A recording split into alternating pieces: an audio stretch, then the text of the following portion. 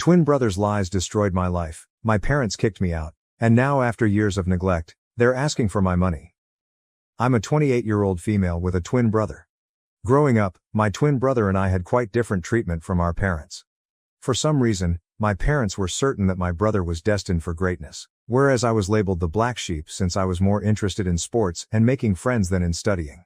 They continually compared us, which was discouraging and damaged my self-esteem from an early age. As a child, I had to watch my brother have elaborate birthday parties for his pals, while I was treated as an afterthought. He frequently had sleepovers with his pals, whereas I was never allowed to bring my friends home. To be honest, I dreaded every moment of my youth. My grandma was the only person in the family who seemed to care about me. When she came, she always brought me my favorite chocolates and occasionally gave me a few bucks to treat myself later. As the years went, this overt preference for my twin brother evolved into emotional abuse directed at me. My parents would openly insult my academics and activities.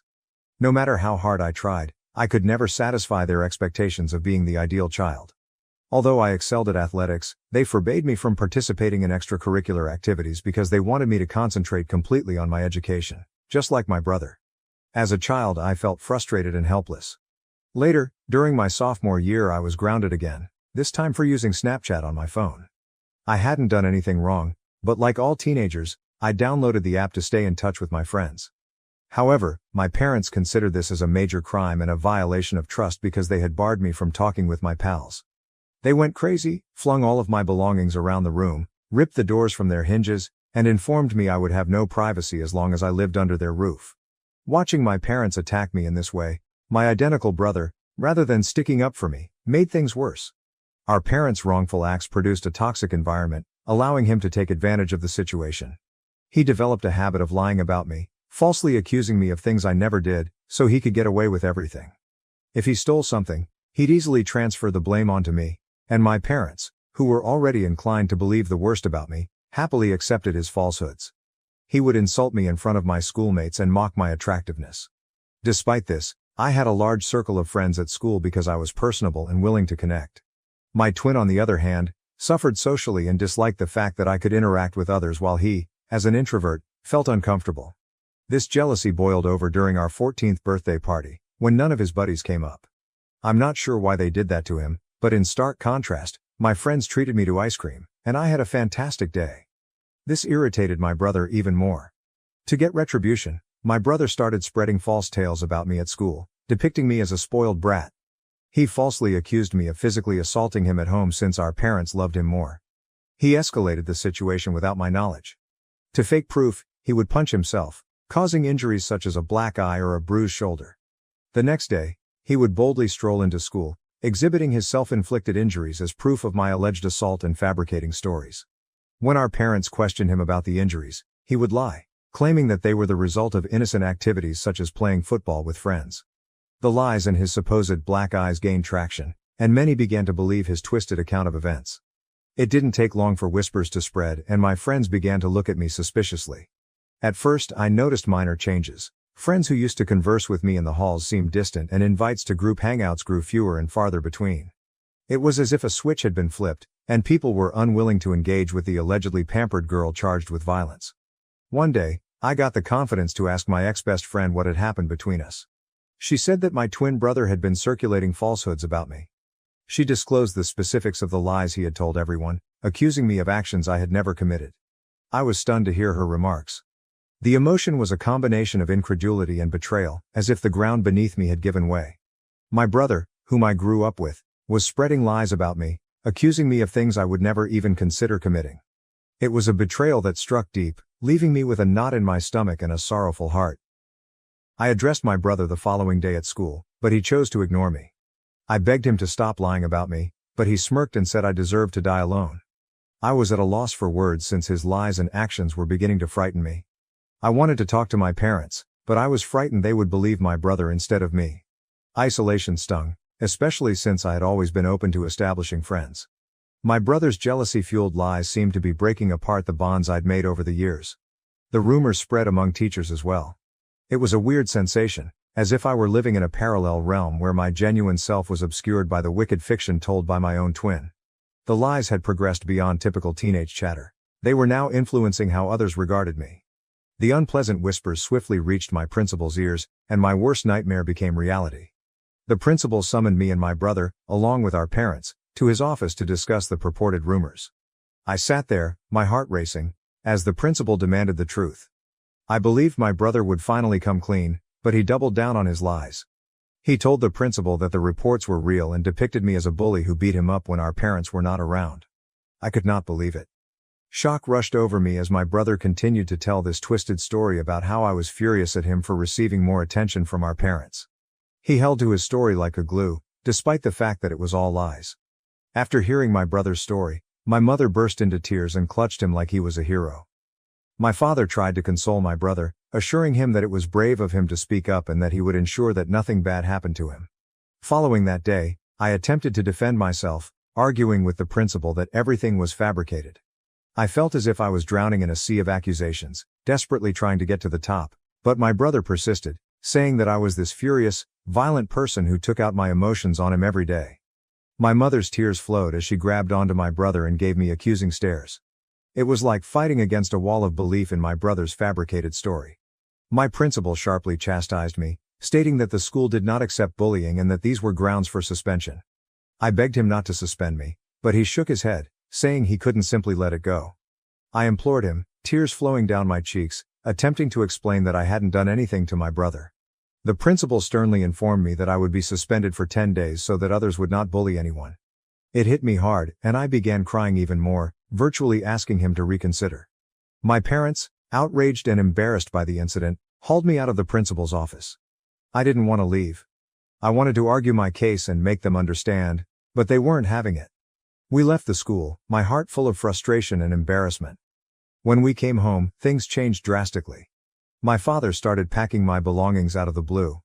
I was stunned, perplexed, and had no idea what was going on. My mother asked him what he was doing, but he simply yelled that he couldn't allow me live in the same house as my brother anymore.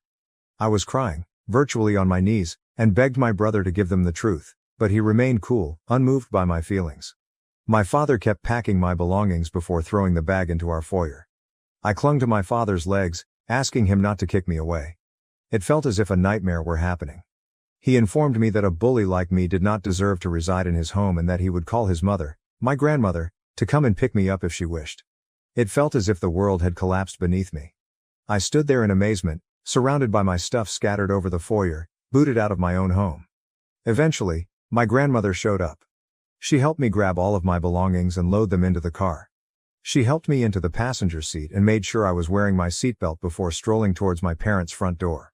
She rang the doorbell, and when my father opened it, she began yelling at him for treating me this way. With firm determination, she informed him that if he ever approached or attempted to contact me again, she would not hesitate to call the police or CPS, because what he had done to a youngster like me might land him in jail. My mother attempted to shift blame by telling her that it was my fault. However, my grandmother was having none of it. She stood firm, defending me and emphasized that I was only a child and did not deserve to be treated in such a harsh manner. That was the first time I realized how powerful my grandmother was. She did not cower before my parents, and unlike them, she trusted me. We eventually drove away, leaving behind my house, the only place I had ever grown up. I can't even begin to describe how excruciatingly painful I felt at the time. I recall crying on the bed and refusing to eat anything, despite my grandmother's insistence. When I informed her what my brother had done, she was astonished as well.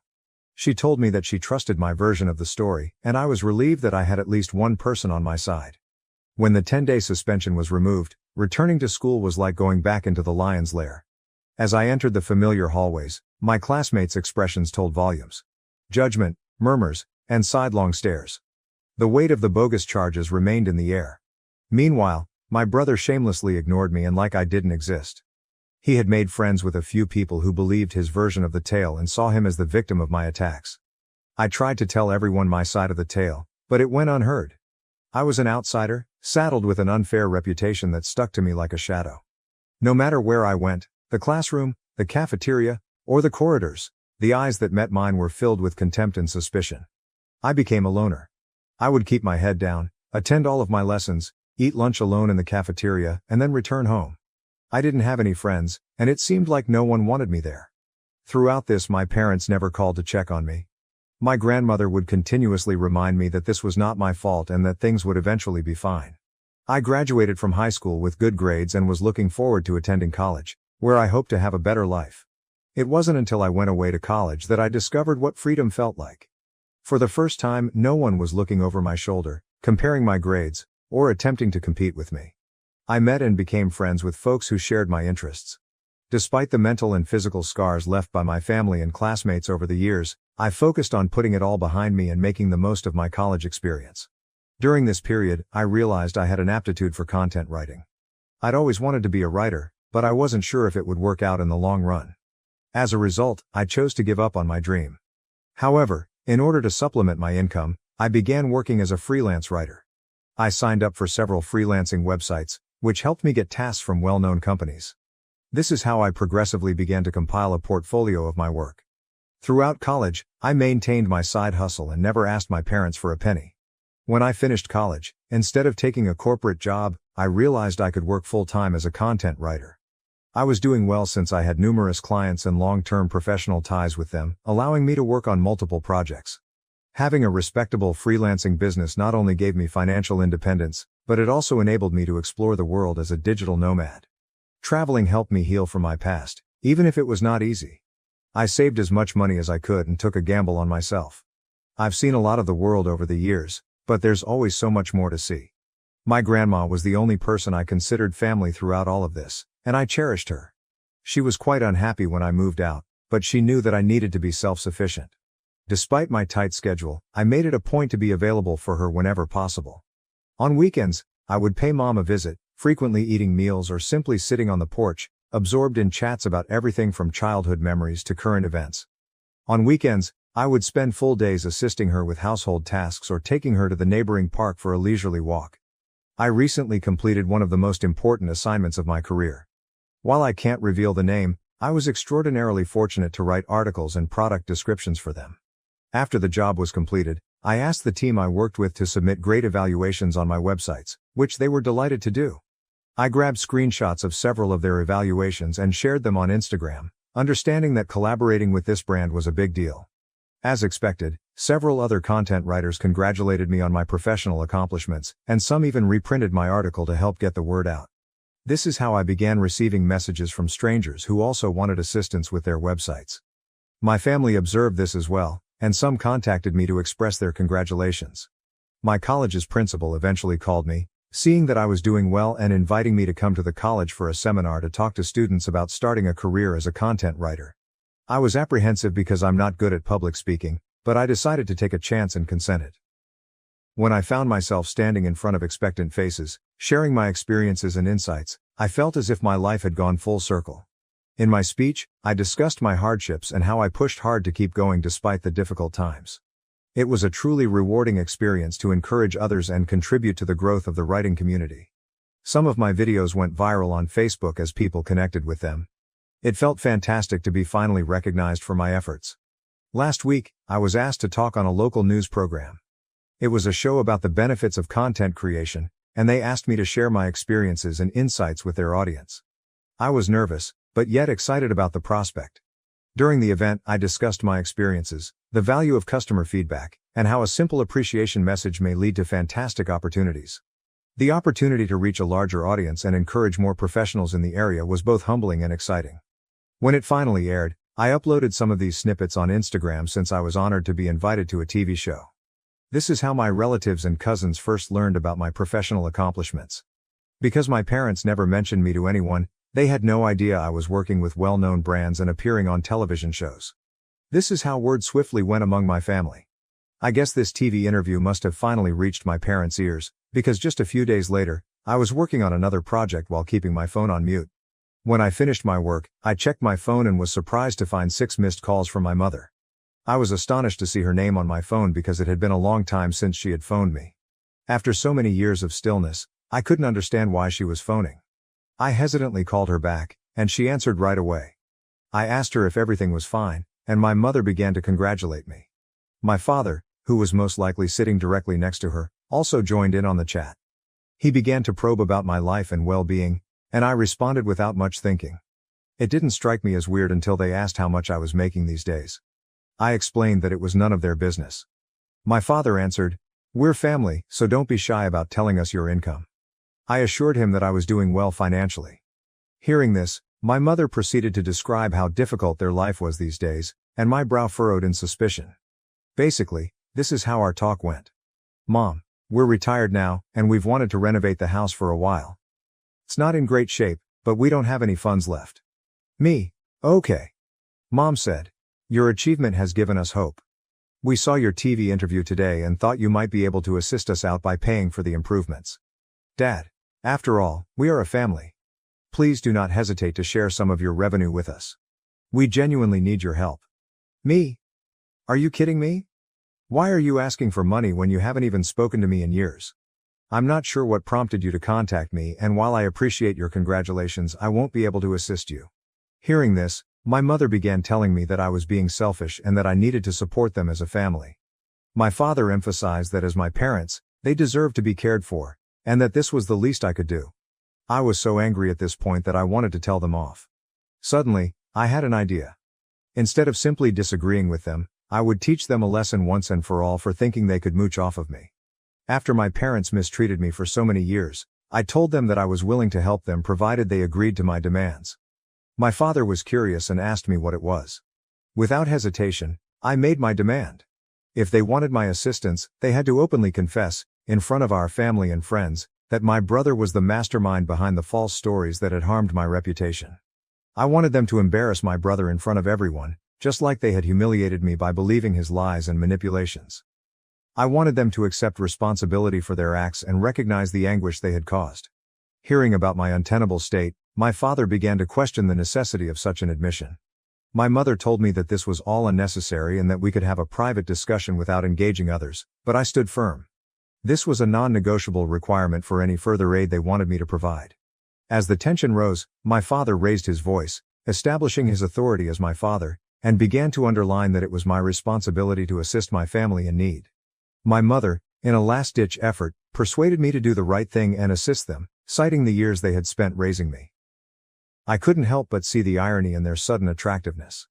I reminded them of the past, that they had kicked me out, and that my grandmother, not them, had reared me. They became increasingly angry, but I told them unequivocally that if they wanted to approach me and request financial aid, the truth had to be acknowledged publicly, and my brother had to face the consequences of his conduct. Since this talk, my parents have been calling me often, but I'm ignoring them. I'm beginning to regret even phoning them back that day. I'd like to know if I'd be a complete idiot if I didn't aid my parents. Update. It's been a crazy week since I last shared my story, and the outpouring of support and encouragement has been astounding. It's encouraging to know that I'm not alone at this moment. I'm happy everyone believes that I shouldn't interact with my parents or even contemplate assisting them after everything they've put me through. I gave them such a requirement since I knew they would be unable to comply. I know they love my brother too much, and even if they've realized by now that it was all his lies, I know they'll never put him through what they did to me. My brother sent me a nasty text message today after my parents tried to call me again and I refused to answer. This is what he wrote. "Hey sis, I haven't seen you in a long time, and I can tell you that every day without you has been wonderful. I heard Mom and Dad contacted you and you offered them a strange ultimatum. You're aware that they will never go through with it, right? They plainly never loved you and will never hurt me. I admit I lied about you 15 years ago, but it's been a long time, so stop being so self-centered and attempt to move on from the past. You're unmarried and childless, so why not help them out by paying for their home repairs and renovations? Do the right thing and become a better daughter." Seeing the message felt like a stab in the chest. The hubris to reject the difficulties I had encountered and the conditions I had established revealed his lack of empathy.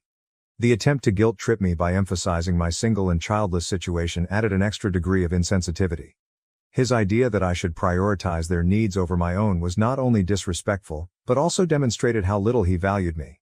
Fueled by dissatisfaction and a strong desire for justice, I decided it was time to take matters into my own hands and expose the truth that had been buried for far too long. I sat down to compose an email to my parents and close relatives, detailing the traumatic events of my upbringing and the unfair treatment I had received while growing up in my family home. In the email, I highlighted the tight and restrictive environment I encountered at home, as well as how my parents treated me differently from my twin brother. I also looked into the spiteful and utterly false rumor my brother had circulated about me at school, which had resulted in serious consequences and ruined my image. I wrote about how my parents had kicked me out, and if it hadn't been for my grandmother, I could have died on the streets by now. Toward the conclusion, I requested that everyone read a message my brother had sent me. I've enclosed a screenshot in which he acknowledged lying about me. It was a simple confession, and I hoped it would reveal the lies that had lasted for too long. I sent the email just an hour ago, and I know what will happen when my parents and brother see it. Next, I'll let you know how my family reacts to my email. Update. It's been a month since my previous update, and a lot has happened. As you may guess, my family erupted when they received the email. My parents have faced criticism from relatives who were previously unaware of the extent of their favoritism and emotional abuse. Many family members contacted me, saying they had no idea about everything and apologized for not being there for me. My brother and dad sent me a bombardment of text messages that became increasingly hostile and aggressive. So I contacted a lawyer, who issued them a cease and desist notice. It basically told them not to approach me again, and if they did, they would face severe legal penalties. I guess this spooked them since they stopped calling me.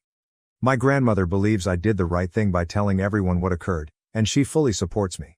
She is the only person who is important to me, therefore I'm delighted she has my back. Update. It's been 2 months since my last post, and I'm pleased to say that everything is going well in my life right now.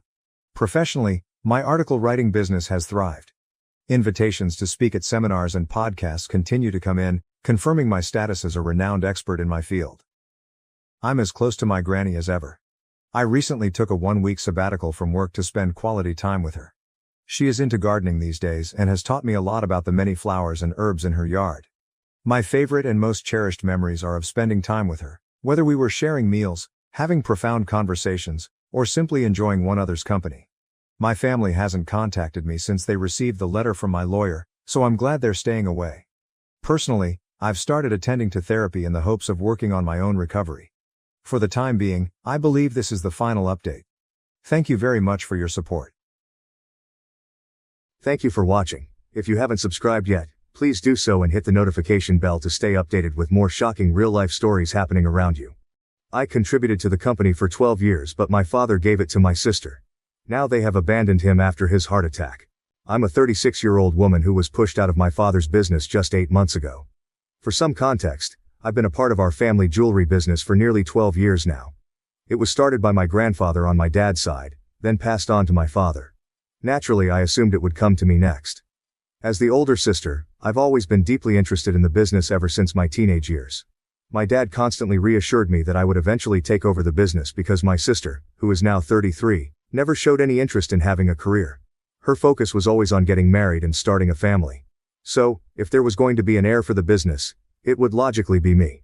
This assumption was always taken for granted. We never formalized it in writing, which, in hindsight, was a mistake. I had served as my dad's personal assistant for 12 years, and even quit my first job after 2 years to gain genuine work experience before joining him. I didn't want to come across as entitled. Despite everything I did, my father still replaced me with my sister and her incredibly wealthy fiancé. She hadn't been part of the family for the past 15 years, having made some really bad decisions. My parents decided to cut her off right after she turned 18. She had announced she wouldn't be going to college because she wanted to explore and find herself. That didn't sit well with my parents. They gave her an ultimatum: either go to college or leave. True to her nature, she chose to leave and moved in with her boyfriend at the time. Their relationship didn't last, and they broke up within 6 months. Afterward, she came back to our doorstep, asking to be let back into the family. Before leaving, she had said awful things to my parents. She claimed she didn't need them anymore and was better off without a family like ours.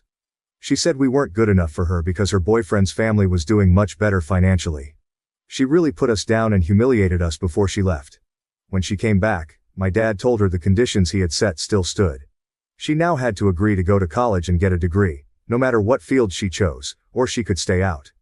My sister tried to argue and fight her way back into the family, but my dad remained adamant, so she had to leave once again. This time she vowed never to come back again. For the next 15 years, we only saw her at family events, never otherwise. Whenever she had a life update, we heard about it through other relatives because she refused to speak to us directly.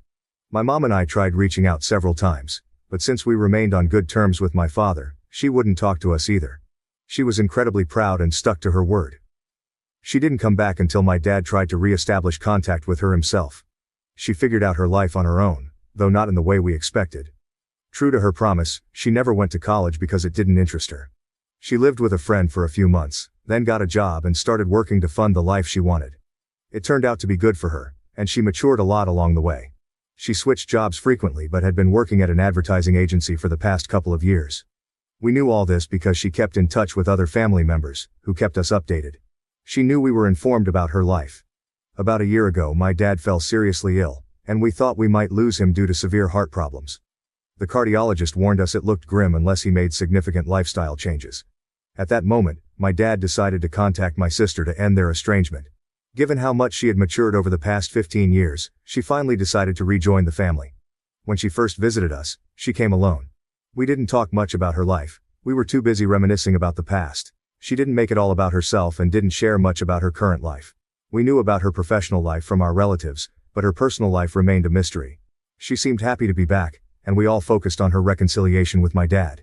It was an emotional reunion, and I was thrilled back then, unaware of what was to come. During her second visit, she brought her fiancé, which shocked us all. She revealed that she had been dating him for 3 years and they had recently gotten engaged. No one else in the family knew, which explained why we hadn't heard about it. They had kept it a secret. The flow of information wasn't one-sided. Thanks to our relatives, my sister knew our father was having some health issues, but she didn't realize how serious it was, which is why she hadn't visited. She felt it wasn't appropriate to announce her engagement at the time, so she kept it private. But now she believed it was time to introduce him to the family, so she brought him along. He seemed like a nice guy, and it was clear he was well off from his expensive clothes, watch, and shoes. I was happy for my sister because she finally seemed to be with someone she wanted. Financially stable, focused, and with a clear future ahead. After talking to them, we learned that her fiancé, like her first boyfriend, was the son of a wealthy man who owned a chain of fast food restaurants.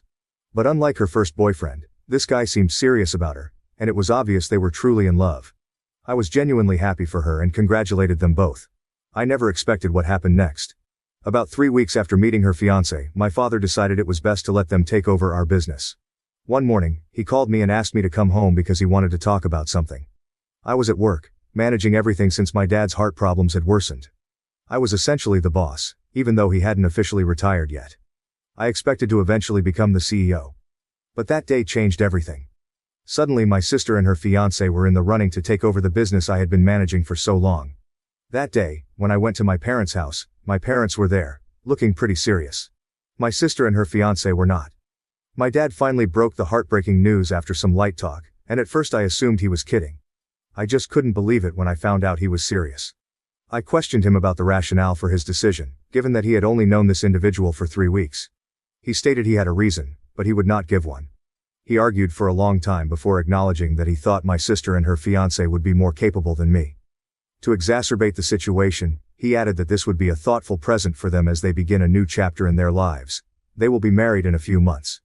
They believed this might be a gift for their nuptials. I attempted to talk him out of it, saying that just because the person looked wealthy, a wedding gift didn't have to be the size of an entire company. In addition, he consistently gave me the impression that I would take over the company upon his retirement. He was taking it away to give to people who had been out of our lives for 15 years, and I had based my entire life around this. Since this was my future, I sought to negotiate and urged that we become partners in the company. My father, though, was uncompromising. He added that since the father of my sister's fiancé had previously established a profitable company, he thought they could manage the firm more skillfully. He felt they could grow our jewelry company twice as quickly as I could. That day, I asked him for a chance, but he refused to listen, and I was devastated. Not only was I disappointed about losing something so important, but I was also angry because I had given this firm 12 years of my life and had gotten nothing in return. Not even my father had respected me. He wouldn't have ejected me if he had valued my labor and effort. I had nothing left to say to my family, therefore that was the day I made the decision to sever all contact with them. My life's work, my sister's so-called wedding gift, was something I had thought she would fight for. But she let me down. My sister had always known that after my dad retired, I planned to take over the family business. Since I was 13, I had not stopped talking about it. It wasn't as if she hadn't realized that, when she accepted the wedding gift, she was embracing my ambitions and making them her own. I had looked forward to it my entire life. She announced her engagement along with a social media message in which she expressed her gratitude to our parents for this. The most devastating thing of all, in my opinion, was that the family did not even appear to care about me after that. No one ever attempted to get in touch with me. They stopped talking to me the day I moved out of my father's house, and I felt bullied. My life of 12 years had been a complete waste, I felt like everything had gone apart, so I was just grateful that I had enough savings to fall back on. For a few months, I could afford to do nothing except try to put my life back together. That was 8 months ago, and I don't know what I would have done if I hadn't begun therapy then, since I could tell I was heading into a serious depression that needed to be treated right away. My sister would share posts, and I would get so nauseous from looking at them, so I had to block her. In addition, I had to inform my family that I was no longer in contact with them and that I was interested in hearing from them no more. No matter how large it seemed, I genuinely asked them not to tell me anything about what my family was up to because I don't believe I wanted to know. My sister and her fiancé couldn't give a damn about my dad's health, which had been progressively declining for the past few months, but they respected it and kept it all a secret from me. It wasn't until I got a call from my dad a week ago that I learned about everything. He informed me that he needed me to come visit him in the hospital since he had gone into cardiac arrest in the middle of the night. He had to use someone else's phone to call me since I had blocked his number, and to be honest, I felt terrible about it. I did, however, feel somewhat less bad after recalling what he had done to me 8 months prior. Nevertheless, I promised him that I would go there to visit him as soon as he called to let me know that he was in pain. I decided to check him out in the hospital and left everything behind. To my amazement, neither my sister nor her fiancé could be found anywhere. My parents were present. Given that they were managing the family business, I felt that they were all quite close, therefore I found that to be rather perplexing. I asked them where my sister and her fiancé were as soon as I entered the hospital room because I couldn't stop myself.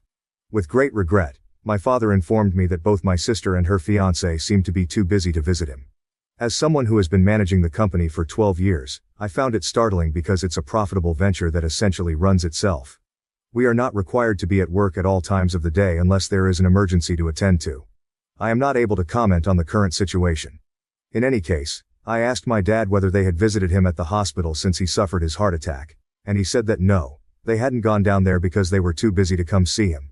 They had texted back to him after he had called, saying they were too busy to come see him until he was released from the hospital. I was shocked to learn this information, and I believe my dad recognized he had made a serious mistake in letting my sister and her fiancé take over the company. So, he admitted to me that apologizing for what he had done was in fact one of the main reasons he had phoned. Despite my hard work and effort, he had kicked me out of the firm, and he told me that he felt really bad about it and regretted it. Now, he wanted to make things right and bring me back into the family and business. He informed me of what had transpired. My sister and her fiancé had failed to show up for him at the hospital. It had dawned on him that they were not as interested in him as he had been in them. Additionally, he informed me that this is not even the first time they have declined to support him. They have been somewhat disengaged for the last few months. He informed me that, following his transfer of the firm to the two of them, they had stopped paying him visits, when before they would pay him a visit every other day to see how he was doing. They never bothered to come see him when his health was first failing, claiming they were too busy at work. He doesn't believe this, as he and I both knew that no one was so busy that they couldn't spare an hour out of their day to visit. And especially them, since my parents' house was only a few blocks away from theirs. In any case, he never brought it up, but at this point, they had gone too far, and my dad could take no more of this kind of disrespect. He so desired to reclaim his business and deliver it to the rightful owner.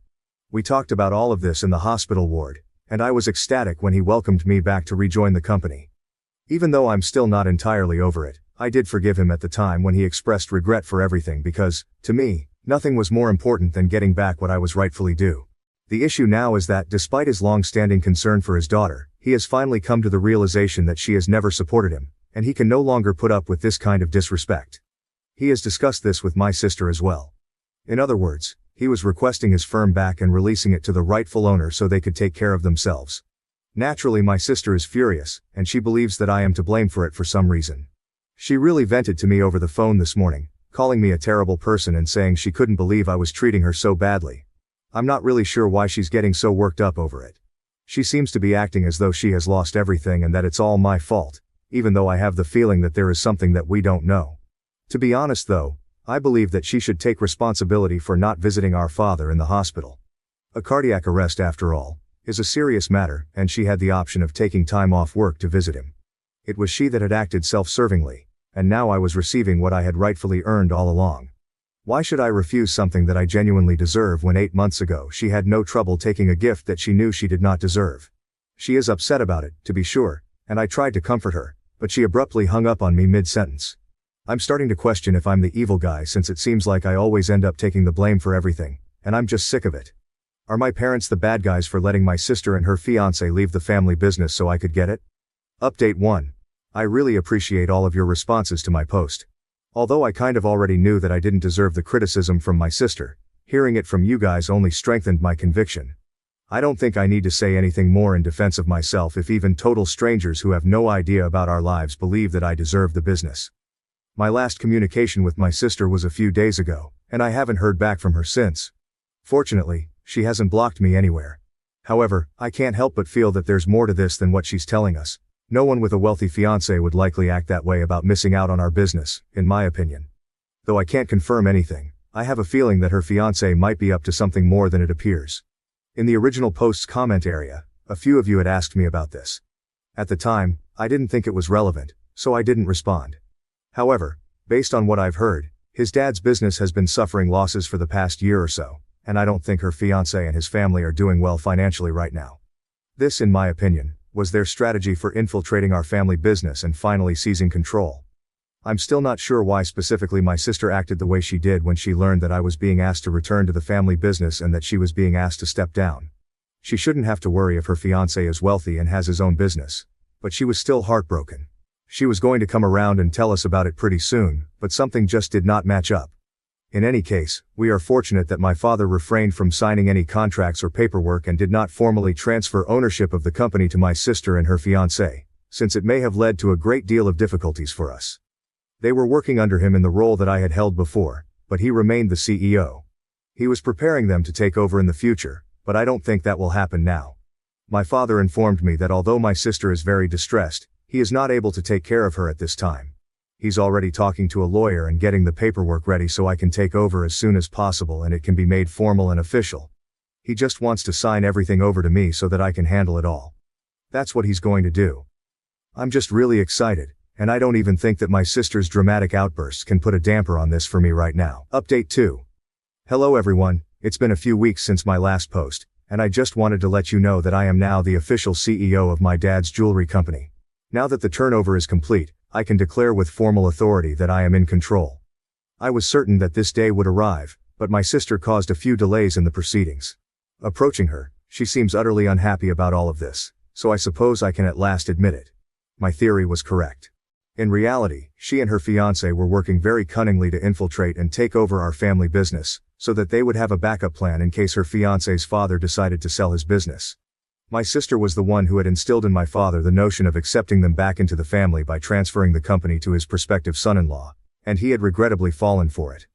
All of this was just recently revealed to me after I got back in touch with my father, who admitted to me that he was not acting rationally. He was being avaricious because he had somehow thought that a man from a well-known business family would be more capable of managing everything than I would be. He had initially planned to keep me in the role I had been in up until that point, but he lost his cool when I informed him I would not be interested in the business if I did not end up leading it, which resulted in these 8 months of complete suffering for both of us. Fortunately, he realized his mistake just in time, and we managed to avert a major catastrophe, as my sister's fiancé and his father currently have zero reputation in the market. People had been telling me that his father's company was about to close, but I hadn't bought into it because I knew that my father would get in touch with me if something like this happened, and he had assumed that I would get in touch with him if something this significant was going to occur. It was fairly stupid of us to not reach out to each other as a result. However, my sister has finally acknowledged what she was attempting to accomplish and set aside her ego in order to talk to me. She contacted me a few days before the announcement that I would take over as CEO, informing me that she and her fiancé were in dire need of work because they didn't know how long his dad would be able to work. She was pleading for assistance now, so I told her I would give it some thought. Hiring them is not a problem for me. It's only that knowing what their initial objectives were makes it impossible for me to ever trust them again. That's the reason I'm currently experiencing some strange feelings. While I really want to support her, how can I even hire someone I don't trust? I requested her to give me some time, and so far, she has complied, but I'm not sure what else I should do. Update 3. I have made the decision not to hire my sister and her fiancé. I realize that some people would probably think I'm very self-centered, but in all honesty, I can't trust these folks. They initially accepted my dad's offer to take over the business, and for the following 8 months, they didn't even attempt to get in touch with me. They have no empathy or sympathy for anyone but themselves, and I don't want those kinds of people around me or employed by me. I had to break the bad news to my sister that I was unable to assist her. She did not take it well, obviously. She pitched a fit and stormed into my office the other day, calling me cold-blooded and self-centered and that she regretted ever letting me have the firm back. That seemed strange to me because she had no involvement in that. As the head, my father made the choice, and anything he said was followed. That was not her decision at the time, and it is not mine today. Therefore it was absurd of her to appear as though she had done me a great favor. All of that I could have put up with, but that comment really got under my skin. I told her that she had done me no favors, either now or in the past. It's quite naive of her to expect me to feel the same way for her when she didn't appear to care about me. She kept yelling at me when I gently requested her to go. I couldn't handle this amount of drama, so I called the police and had her removed away as she was seriously undermining me. I really don't need this right now because I'm already quite busy at work. She simply departed as the police arrived though, as she had nothing else to say. Since we haven't heard from her in a few days, I'm going to assume that she should stop bothering us. I don't care if she doesn't because I'll obtain a restraining order against her. Thank you for watching. If you haven't subscribed yet, please do so and hit the notification bell to stay updated with more shocking real-life stories happening around you. My wife has ADHD, neglects our kids, and humiliated me on Father's Day. After much consideration, I've decided to pursue a divorce. I, 43 years old, try to do my best to provide for my wife, 38 years old, and our 2 kids, ages 3 and 5, as well as my mother-in-law. I like to think that I am doing a decent job. Over the years, I have worked to improve our family's living situation. Not only did I complete another bachelor's degree and recently a master's in a STEM-related field, but I also worked 2 full-time jobs while finishing my second bachelor's degree and supported my wife through her schooling as well. She completed a degree that allows her to make good money, $60-70K/year, in a healthcare field that always has jobs available. However, with the birth of our 2 children, she has since given up on her career to be a stay-at-home mom for the time being. At first, it was a struggle while I was finishing up my master's degree. Once I completed it, after our youngest turned 3, my career took a jump, and we are now able to afford our single-income household in a more feasible manner. We're far from rich but do okay for a single-income family of 4, a little over $150K base plus bonuses. This past year, life has been overwhelming for my wife, so even though I now work 75% from home, I budgeted to hire a daytime nanny to help her around the house with one child while the other is now in school. Every day, my day starts around 5:30 to 6 a.m. I prepare the house for the day before the nanny arrives at 8 a.m. I get our oldest child up and ready for school, make breakfast, plan out my day, drop our oldest off at school, and return home in time to let the nanny in. My current task at work has me grounded for the next 2 months, meaning I am now 100% working from home. While this is nice, I am busy in meetings all day as my role involves managing teams on a global scale and overseeing industry projects. For the past month and a half, I have noticed that despite my wife claiming her life at home is stressful, her day starts at 10 a.m. After a week of working from home, I asked my mother-in-law and the nanny if this was always the case, and they both responded that it varies, sometimes earlier, sometimes later. My wife literally wakes up, cooks, and then spends time scrolling through her phone or shopping online, which brings me to my concern. I am glad I can provide her with this lifestyle since we both grew up with limited means. I understand the possibility of postpartum depression, the stress of having kids, the feeling of being unfulfilled, and the fact that I may not be the best husband. But for what it's worth, everything is taken care of and then some. I manage the household finances, since she claimed she was too busy to do so. Pay all the household bills, cover my personal bills, pay her bills, track and perform all the upkeep of our house appliances, cars, pets, etc. And I also help pay for my mother-in-law's medical bills and car note. Despite this, my life is apparently much easier compared to hers. I can't decompress with her because she always feels the need to one-up me. If I have a bad day, she insists hers was worse because I'm lucky to go away and work. If my feet hurt from walking all day during work travel, she says it's nothing compared to her standing and cooking with a child clinging to her. For the past 2 years, I've been told I ruined her life and her opportunities. But when I remind her of what she says, she denies and dodges accountability. My mother-in-law has noticed a change in both me and my wife, pointing out that I have a greater attachment to my kids and that I've even hugged the dogs and talked to them more about my life than to my wife. I honestly feel like I'm in emotional survival mode. I am one step away from moving up the career ladder and one step away from finding love and comfort at the bottom of a whiskey bottle. I am sure I will be hearing from the manly men of Reddit about how I am simping. But I am not a machine. I just want to know and feel that someone I prioritize aside from my kids appreciates and loves me for what I do. I am sure I will hear from the stay-at-home moms of Reddit, which is fine. I grew up in a single parent/mother household. It is not easy. And honestly, with the help of her mother and a nanny Monday to Friday, for one toddler while another child is at school, can you honestly tell me she is having the typical stay-at-home mom experience? Because neither my friends nor colleagues who are single parents can say she is. I am sure the masses of holier-than-thou Redditors will consider this a poorly written fanfic, but it is what it is. To summarize, TLDR. It feels as if my wife has checked out of our marriage. We are only roommates where she can still reap the benefits of marriage. I am not asking for her to throw herself at me all the time and let me do whatever I want. I really just want to be told I am doing good and to offer me some form of emotional comfort as simple as a hug, but I guess as the man who ruined her life, I deserve it. Thank you for the replies. To add more context, never cheated. I do work in an industry that has a large female population, but I am literally an open book with work, name colleagues and staff under me. She has access to my work agendas and correspondence if she really wanted to snoop, but on that note, she still does not know what exactly I do for a living at this time. We as a whole family, her parents and mine have tried to get her to go to therapy but she refuses or skirts around the issue. Aside from my coming from a single mother household, my biological dad was present in my life. She has had both parents in a reportedly monogamous marriage for over 40 years. I have tried to talk to her about everything and my own feelings but again, one-upmanship tends to be the trend here. What I am receiving from the marriage was asked. Now, aside from my two beautiful kids, I've been asking myself that same question. We have a near non-existent sex life mainly since last year. I always figured maybe it's part of depression or whatever she may be going through. Maybe I'm just not attractive enough or just horrible in bed because of my health conditions. I'm not some supermodel husband but temptation and opportunity does knock and I can perform still but I never give in, because as cliche as it sounds I honestly do love my wife and want to only be with her. I'll give credit where credit is due as I don't want to sound biased. When I say she wakes up and cooks, she cooks for everyone in the house. Myself, kids, MIL, and even nanny. Aside from breakfast she cooks all meals and snacks. I typically fast until lunchtime and our oldest tends to eat a small simple breakfast in case they don't like what school serves that morning. She does load both the kids and her laundry, but seldomly folds and puts them up. I typically do my own and the rest of my clothes I dry clean because they're work clothes. She does keep track of our pantry and fridge. But after she makes the list I'm the one who goes out and buys everything if not delivered. She does clean our bathrooms and house 50% of the time. The other 50% is done by either MIL or myself or sometimes nanny if she feels like being extra helpful. Prior to nanny, my MIL was the main help for my wife up until she had unexpected medical needs.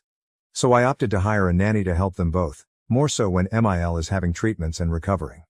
Update: not sure if anyone would read this, but thank you for those who have reached out and chit-chatted. While I know I've kept my newfound friends here updated, I figured I'd just update my post and keep it short. I showed my wife my post the following weekend and she read it and all the comments. Long story short, argument, she left our house to stay with her sister, and I've been a single parent since. It's sad to say, aside from the good nights to our kids, it's all pretty much the same routine. Nothing much else to say other than thank you for all the kind words of encouragement. I just need to add, this post got bigger than I expected from a venting post but I've responded to a few comments. Nonetheless, thank you for the comments and DMs. And more so for the offers to let me ruin your life, huh? It's been the highlight of my day/night as I sit here drinking with my dog while everyone else is asleep. It feels depressingly sad that I feel that I have to turn to random internet strangers for some sort of validation in my rant. My apologies in advance as I try to keep this as vague as possible. I just wanted to update those who have been kind enough to check up via DM and comments. Apologies in advance for the lengthy post. It's a bit of irony and coincidence that I made a follow-up from the update on 6 May 2024 I made on my original post during Men's Mental Health Awareness Month, but I could really use another outlet outside of my therapist. My apologies if this isn't the storybook ending/destroying of a relationship people were hoping for. To save you a read, wife left? Came back like nothing happened. She made it about her. Nothing changed. I'm continuing to be suffering mentally knowing nothing will change while trying to keep it together for our kids. Lots of takeout. The day after she packed up and left, my wife attempted to come back and take the kids with her to her sister's. Naturally I was against this and thankfully so was her whole family including said sister. Not only was it not fair to our kids for her to sweep them away into a home that's not theirs but to put that financial and housing stress on the rest of her family since she doesn't work and her sister and her family, husband and 3 kids, stays with their dad in the house they grew up in. After a little over a week of being away, I guess she cooled off, so she just decided that it would be fine if she walked in the door with her bags as if she just came back from Target. She came into my office while I was working and angrily stared at me while I sat on a conference call meeting with my team, and I couldn't just jump off as this is a busy time of the quarter for us. I guess that didn't sit well with her, because once I took off my headset and closed my laptop, she started yelling at me about how much I really don't care about her and her well-being overall. At that moment I couldn't do anything more than look at her and just shake my head. Mother-in-law came in after hearing my wife yelling and pulled her away, telling her to not bother me, while our nanny kept our youngest away from it all on the other side of the house. That night after the kids were put to bed, I sat in my office by myself with a drink, as I have been doing for the past nights, and my wife came in. We talked, we argued, we cried, we drank. One thing led to another and we were in bed. I wish I could say that was our making up, but the next sobering morning as we laid there, she went on about how hard it was for her the time she was gone. Literally. It was about her struggles staying at her family house in her old room with her dad and sister's family. How lucky I am to be able to stay here and do this and that and buy this or do that and not stress as much as they did. How easy my and everyone else's in our family lives are compared to hers, even though we had similar upbringings. My mind and heart broke that morning. I've been spiraling down since then, and this last week I made another attempt to reconcile and talk things out, but I was met with a shouting match while trying to express my current stress and anxieties with life and work in general. Wife. Well, do you know how hard this is all for me? You're supposed to help me be happy. Me. So when it comes to my happiness, stress, needs, and overall well-being, FK me, get over it, right? Wife. We all have our own problems, you need to figure it out and get over them. I don't know who the woman I am at home with is, but that wasn't the woman I married and vowed to spend my life with and raise our kids together. Since that conversation, I've been noticeably distant with her. I've been sleeping in my office or on the couch or with my kids in their bed after putting either one of them to sleep. Still doesn't change her starting her day at 10 a.m., and sitting on her phone talking to her mom groups between cooking meals with the kids in both mother-in-law and nanny's care. Nothing has changed, and I doubt that anything will change. Sadly, I think even if we got a divorce, nothing would change or feel different anyway, since during my wife's leaving the days seemed like any other day except with a little more takeout than usual. My main fear there isn't that I wouldn't just lose my wife, I'd lose my kids in the process. So I guess it's sad to say the grand finale to my story. Like a lot of men and some women I've talked to here, I'll just continue to smile and suffer in silence. First off, thank you for all the comments and DMs, some context and clarification, since admittingly my post was emotionally charged since I typed it up after another argument. Post-birth, our kids' pediatrician's office gave my wife those postpartum depression screening forms, and during the time of both she scored pretty high and was suggested to see a therapist. With our second child she scored significantly higher, and I made an effort to get her the help she needs. She refused, so entered mother-in-law and nanny for support. I know what people will say/think, but this is one of the reasons I'm not 100% ready to just give up and file our life together away. Also, I know silently suffering in the near and long run of our kids' future will not add to a healthy atmosphere, but neither would a bitter and hate-filled divorce. I know some have compared it to the ripping off a bandage, saying it'll hurt at first but that pain goes away, but I'd rather try to spare my kids thinking that their parents ended up hating each other because of them or something along those lines. I've told a few PPL I talked to in DM since my last post, a little more insight on my personal life. Prior to my promotion, I was a PM managing teams and budgets, so out of habit I planned for a lot of what-ifs. That being said, I made a number of contingency plans if sadly things went south. So yes, I have talked to a lawyer, 3 actually. Know our rights and what each of us are entitled to. Have a draft settlement created and on hold until I feel I need to use it. I know what I want and am willing to offer more than what is fair for our kids' well-being, but also have a plan if we end up going to court. It's 100% on me that I'm suffering in silence, but I'm too stubborn to just give up, so while I'm venting, I don't expect anyone to feel sorry for me.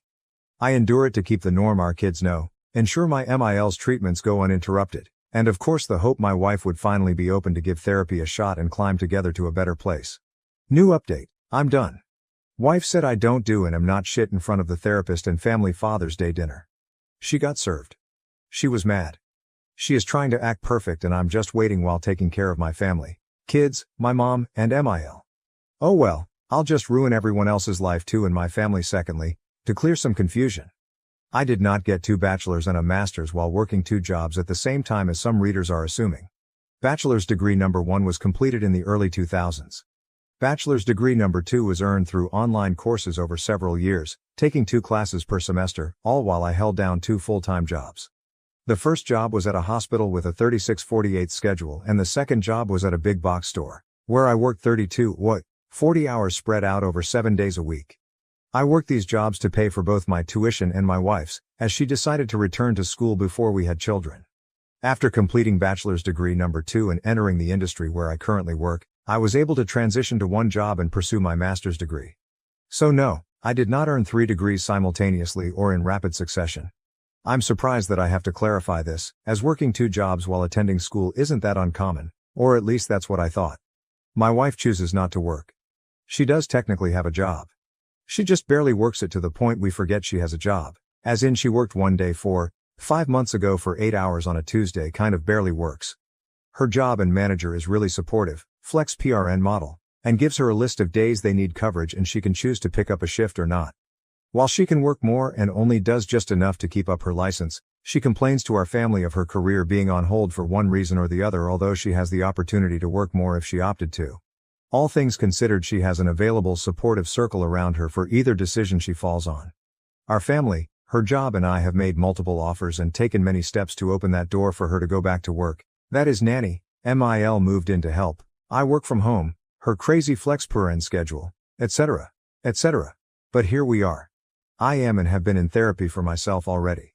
Aside from what I deal with at home, my work can be very debilitating in regard to my mental health as well as physical at times. Since I can't find the support I need mentally and physically at home with my wife, I've opted to attend therapy rather than find comfort with someone outside of the home or at the bottom of a bottle. I've tried to express this to my wife, and as mentioned in my previous post, she has a habit of one-upping me. And here we are. My in-laws are still married. Given the circumstances in our home, my MIL moved in to help out my wife, while my SIL and her family moved back into their parents' house due to their own reasons. SIL and her family can save money while getting back on their feet, and my wife and I benefit from MIL's help, and we can keep a closer eye on her while she undergoes bi-monthly treatments. My wife, by means of questionnaires, is highly suspected to have PPD alongside with a history of symptomatic OCD, ADHD, amongst other ailments that over the years she refused to get evaluated for or refused to accept results given. I knew what I was getting into, and I loved and accepted my wife for these flaws as she did mine at the time. Spare me your gut. I don't feel sorry for you, or pity. I am like every other man who fell in love and wanted to give my person the best of me and the world I can offer. But again, here we are. There are many men who identify strongly with traditional masculinity or the red pill ideology who complain and say that I am simping over my wife. While I respect your opinions and perspectives, I will outright say that if this situation were only affecting my life, I would have left a long time ago. As one Redditor mentioned in a previous comment that stuck with me, I am the kind of person who will take a bullet for his kids. Perhaps it was meant in a different context, but I am committed to protecting my children from any physical or mental harm. I am willing to metaphorically take the bullet as needed. I believe that other fathers would similarly respond to the duty to protect their children, and that's why I endured as much as I have. For the time being, I would prefer that my wife direct any problems towards me rather than our kids. Thank you all for the comments and reaching out. I've met many strangers who have become great Reddit pen pals and some who have been in the know of every step that has been progressing to this point. I am surprised at how far this has gone, from other subreddits, other platforms, and even YouTube. Love me, hate me, say it's all fake, no matter where you stand, thank you for all the constructive comments and DMs to check in. Our kids and myself are going to be alright moving forward. Now for the update, the end of an era. This will be shorter than some expected, as really there's not much to say but just satiate the questions some of you may have had and give people the satisfaction of the I told you so moment on Reddit. After a hard push from our family via an intervention, my wife and I finally attempted to go to marriage counseling. I'm sure many of you can guess how well that went. Blame, tears, regrets, gaslighting, with a side of I am the reason for her life being ruined and horrible. Again. Just this time in front of a licensed therapist instead of Reddit or mom groups. In the end, everything the therapist suggested and noted went over her head and ignored as it was against the grain of her status quo. One thing I guess worth saying was the therapist asked if she could recall when she last truly felt happy. Her response was about 12 or so years ago. Please note, 12 years ago she was still in her 20s, childless. Living with her ex. A vastly different time and position in life. I know it's petty of me, but I guess if that's when she was last happy, It wouldn't be that far of a stretch for her to find that happiness again since her ex is in the same apartment, job and place in life that he was 12 years ago. Which is fine, if that's how you want to live life. I try not to judge, but in my 40s with kids, going clubbing 3-4 days a week is not my jam anymore. And of course, I don't want my kids around a mom and company who drowns themselves in White Claws. To add, I know some will ask. I know and can confirm she hasn't physically cheated on me but can't confirm if she did emotionally, if that's the right term. After said therapy session I checked all her phone records and didn't see anything out of the ordinary, but I also didn't bother to check apps like IG or Snapchat. I know I'm probably boring, but shout out to all the Costco dads whose Sunday Funday includes making rounds with kids for samples. The following weekend was Father's Day, and this year is expected not that big of a celebration as it is for many dads out there. Our family got together to celebrate with a BBQ and just simple family time, and my wife treated it like any other day. Sleep in, get up, cook, phone, shop. Attempt to play with kids, phone. During said family BBQ my wife said she felt ill, so she sat around most of the day while the rest of the family as a whole made the experience enjoyable. When everything was set up and the family all sat at the table, her parents and sister's family, my mother, our kids, admittingly it was a great spread. Nothing extravagant but just a great meal for everyone. I was conversing with my brother-in-law about both of our kids' school Father's Day activities and I assume my wife overheard when I mentioned that it was a little sad to see some kids sit alone without their fathers during the breakfast with dad event I attended. She blurted out with a laugh loud enough for the whole room to hear, "It's not like you do anything anyway, I could have gone instead." At that moment I was red and at a loss for words, sitting there processing what she said in my head, while the dining room went dead silent. My MIL broke the awkwardness and in response said, "Well, maybe if you feel that way, one of you should divorce the other." My wife looked at my MIL confused that she would respond with that and laughed mockingly in my direction and with her hand pointing at me said, "As if another woman would want a man like him. Just look at you." While the room sat silent. I was angry, heartbroken, confused, and embarrassed all at the same time. In manly man fashion, I just nodded my head in silence, stood up and picked up my keys and got in my truck and drove off to get a drink while trying to ignore the cries of the rest of the family and our kids telling me to stay.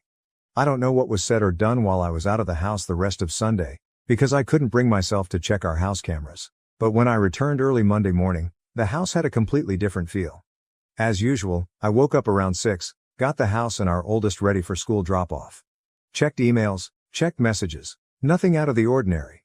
As I was getting dressed to leave, my wife laid in our bed snoring lightly. All I could do was look at her and think of what we had, and now lost. I've decided. I'm done. I can't do this anymore. I texted my lawyer that morning to move forward with serving her. Fast forward to last week, she was served at our home, reminder to people I had no choice but to be there because I work from home. She had, I guess what you could call a mini meltdown and came into my office screaming how could I do this to her. Her mother intervened, and that was met with me supposedly turning her whole family against her. But I digress. I probably would have felt bad if it wasn't immediately followed by the rest of her week acting as if she's been this active and attentive wife and mother the past few years. Sure, people can say she's making an attempt, but she's made many attempts, and historically we fall back to where we've been.